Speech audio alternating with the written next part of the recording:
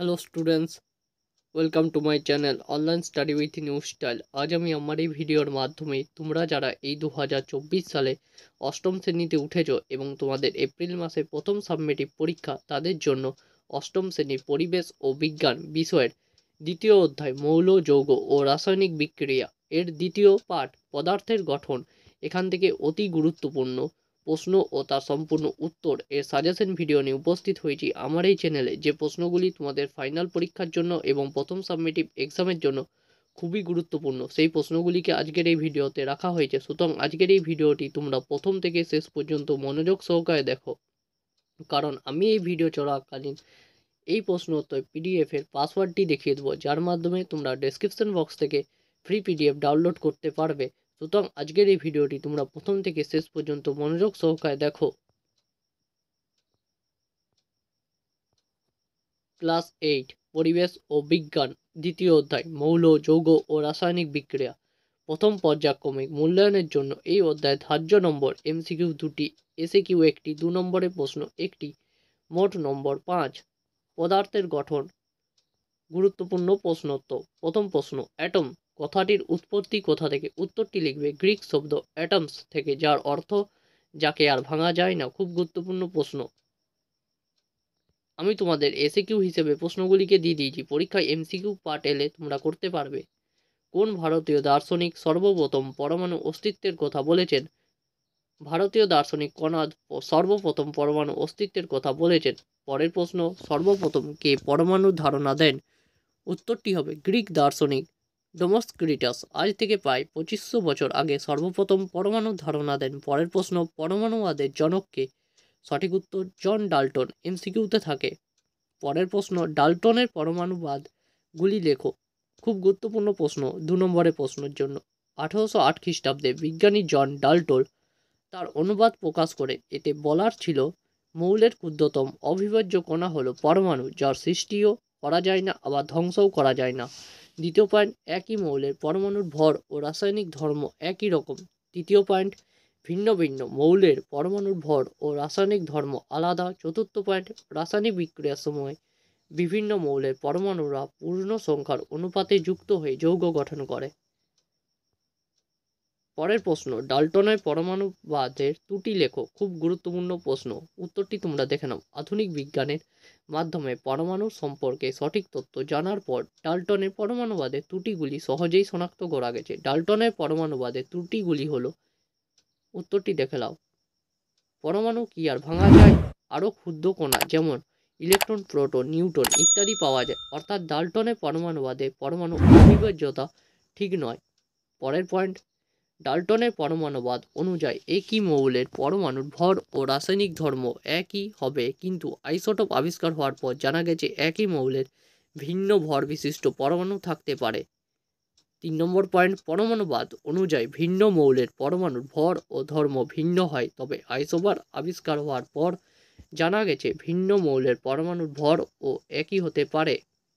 রাদারফোর্ডের পরমাণু মডেলের সংক্ষিপ্ত বিবরণ দাও। খুব গুরুত্বপূর্ণ প্রশ্ন, উত্তরটি দেখে নাও।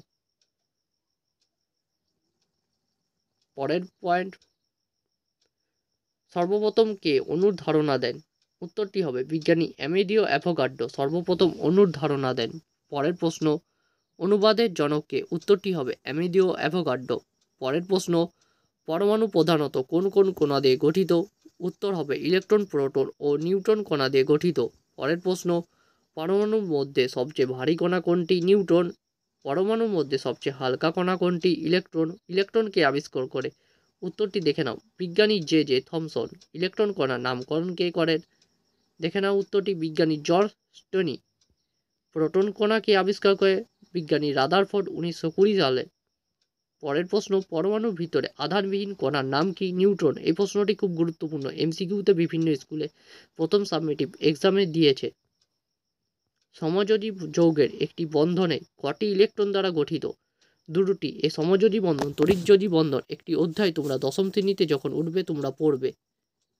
সমযোজী যৌগ কাকে বলে? খুব গুরুত্বপূর্ণ প্রশ্ন, যে সমস্ত যৌগের অণু একাধিক পরমাণুর ইলেকট্রন জোড়কে সমানভাবে ব্যবহার করে গঠিত হয় তাকে সমযোজী যৌগ বলে। পরের প্রশ্ন, পরমাণু ভর সংখ্যা কাকে বলে? খুব গুরুত্বপূর্ণ প্রশ্ন বলে স্টার মার্কস দেওয়া আছে, ইম্পর্টেন্ট কোশ্চেন। পরমাণুর নিউক্লিয়াসে উপস্থিত প্রোটন ও নিউট্রন সংখ্যার যোগফলকে পরমাণু ভর সংখ্যা বা মাস নম্বর বলে। নিউক্লিয় বল কাকে বলে? খুব গুরুত্বপূর্ণ প্রশ্ন। পরমাণু নিউক্লিয়াসে প্রোটন ও নিউট্রনের মধ্যে একটি তীব্র তড়িৎ আকর্ষণ বল কাজ করে। এই শক্তিশালী আকর্ষণ বলকে নিউক্লিয় বল বলে। নিউক্লিয় বলের জন্য একাধিক প্রোটন ধনাত্মক তড়িৎযুক্ত হওয়া সত্ত্বেও একসাথে থাকতে পারে। আইসোটোপ কাকে বলে? এবারে খুব গুরুত্বপূর্ণ প্রশ্ন। যেসব পরমাণুর প্রোটন সংখ্যা সমান কিন্তু নিউট্রন সংখ্যা ভিন্ন তাদের পরস্পরের আইসোটোপ বলে। 1H1, 1H2, 1H3 হাইড্রোজেনের আইসোটোপ। হাইড্রোজেনের 3টি আইসোটোপ লেখো। এই প্রশ্নটি এসিকিউতে থাকে, তখন তোমরা লিখবে 1H1, 1H2, 1H3। খুব গুরুত্বপূর্ণ। আইসোবার কাকে বলে? উত্তরটি খুব দেখে নাও, খুব গুরুত্বপূর্ণ প্রশ্ন। ভিন্ন ভিন্ন মৌলের যেসব পরমাণুর ভর সংখ্যা অর্থাৎ নিউট্রন ও প্রোটন সংখ্যার সমষ্টি সমান তাদের পরস্পরের আইসোবার বলে। যেমন 1H3 ও 2He3। পদার্থের চতুর্থ অবস্থা কি? খুব গুরুত্বপূর্ণ প্রশ্ন। পদার্থের চতুর্থ অবস্থা কোনটি? তোমরা সকলে উত্তরটি জেনে রাখো, প্লাজমা অবস্থা। খুব গুরুত্বপূর্ণ প্রশ্ন। পদার্থের কয়টি অবস্থা দেখে নাও? 3টি, কঠিন, তরল ও গ্যাসীয়। চতুর্থ অবস্থাটা খুব গুরুত্বপূর্ণ প্রশ্ন। মূলক কাকে বলে? উত্তরটি দেখে নাও। একাধিক পরমাণুর জোটবদ্ধ হয়ে যে আয়ন তৈরি করে তাকে পরমাণু মূলক বা রেডিক্যাল বলে। যেমন নাইট্রেট NO3- মূলক নাইট্রোজেন ও অক্সিজেন পরমাণু দ্বারা গঠিত। আস ও ইক বলতে কি বোঝো? খুব গুরুত্বপূর্ণ প্রশ্ন। আয়নীয় যৌগ কাকে বলে? খুব গুরুত্বপূর্ণ প্রশ্ন। আইসোটোপ ও আইসোবারের পার্থক্য? খুব গুরুত্বপূর্ণ প্রশ্ন। আইসোটোপ হলো একই মৌলের পরমাণু, আইসোবার হলো ভিন্ন মৌলের পরমাণু। আইসোটোপগুলি প্রোটন সংখ্যা সমান, আইসোবারগুলি ভর সংখ্যা সমান। আইসোটোপগুলি রাসায়নিক ধর্ম একই, আইসোবারগুলি রাসায়নিক ধর্ম ভিন্ন। ভর সংখ্যা ও পারমাণবিক সংখ্যার মধ্যে সম্পর্ক? খুব গুরুত্বপূর্ণ প্রশ্ন। স্টার মার্কস দেওয়া আছে। এই প্রশ্নটিও খুব গুরুত্বপূর্ণ প্রশ্ন। U-238-92 পরমাণুটিতে ইলেকট্রন, প্রোটন ও নিউট্রন সংখ্যা কত?